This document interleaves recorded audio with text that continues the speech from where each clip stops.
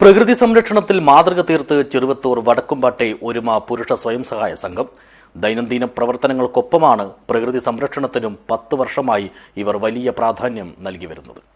This news sponsored by Bobby Chamanur International Jewelers, traditionally trusted for 162 years. Cheruvathur Thekkumpad ഊത്തുംകൂലം ശിവക്ഷേത്ര പരിസരം ഹരിതാഭമാക്കാൻ വലിയ തോതിലുള്ള പ്രവർത്തനങ്ങളാണ് സംഘം നടത്തിവരുന്നത്. ഇന്ന് ക്ഷേത്രമുറ്റത്ത് തണലും കുളിർമയുമേകി വളർന്നു നിൽക്കുന്ന മരങ്ങളെല്ലാം കഴിഞ്ഞ ഒരു 10 കാലം കൊണ്ട് ഈ കൂട്ടായ്മ നട്ടുനനച്ച് വളർത്തിയെടുത്തവയാണ്. നെല്ലി, വേപ്പ്, മറ്റ് നിരവധി ഔഷധ സസ്യങ്ങൾ, ഫലവൃക്ഷത്തൈകൾ എന്നിവയെല്ലാം ക്ഷേത്രത്തിനു ചുറ്റും ഇവർ വച്ചുപിടിപ്പിച്ചിട്ടുണ്ട്.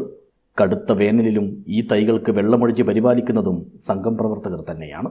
ഹരിത കേരള മിഷന് അപേക്ഷ നൽകി ലഭ്യമാക്കിയ 200ഓളം പുതിയ വൃക്ഷത്തൈകളും പരിസ്ഥിതി ദിനാഘോഷത്തിന്റെ ഭാഗമായി ക്ഷേത്ര പരിസരത്ത് വച്ചുപിടിപ്പിച്ചു. നീലേശ്വരം ബ്ലോക്ക് പഞ്ചായത്ത് മുൻ പ്രസിഡന്റ് മാധവൻ മണിയറ പരിസ്ഥിതി ദിനാഘോഷം ഉദ്ഘാടനം ചെയ്തു.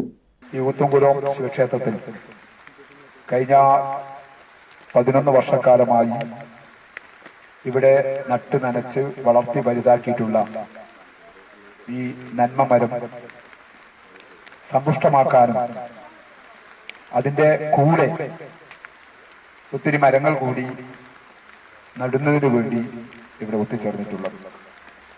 നമുക്കെല്ലാവർക്കും അറിയുന്നത് പോലെ കാലാവസ്ഥാ മാറ്റം നമ്മുടെ ഭൂമി നേരിടുന്ന ഏറ്റവും വലിയ വെല്ലുവിളികൾ ഒന്നാണെന്ന് ഇതിനകം തന്നെ പരിസ്ഥിതി പ്രവർത്തകർ മാത്രമല്ല പൊതുസമൂഹവും ആഗോളതലത്തിൽ ഈ ലോക ജനങ്ങളും തിരിച്ചറിഞ്ഞിട്ടുണ്ട്.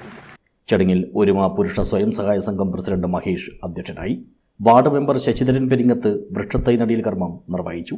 പരിപാടിയിൽ പങ്കെടുത്തവർ പരിസ്ഥിതി പ്രതിജ്ഞയും എടുത്തു. ഭൂമിയുടെ സംരക്ഷണം എന്റെ ഉത്തരവാദിത്തമാണെന്ന് ഞാൻ പൂർണ്ണമായും വിശ്വസിക്കുന്നു.